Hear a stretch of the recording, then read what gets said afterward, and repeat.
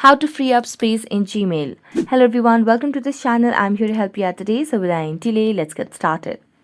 Now, in order to free up the space in Gmail, first of all, launch the Gmail application on a device. So you can use a Gmail or directly launch any of the Google services. So in this case, I shall launch Google Play Store. And as you do that, you can simply tap on your profile icon and simply select on Manage your Google account. Here you can see different options. So let's tap on the option of personal info, or you can simply see the option of manage storage at the top of the screen.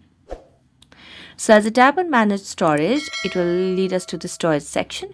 So as you scroll down, you can simply tap on more details and see what part of the Gmail or the Google service has used more of the space. So in this case, you can see on the screen, Google Photos has 12.96 GB occupied. So you can simply tap on the option of clean up space.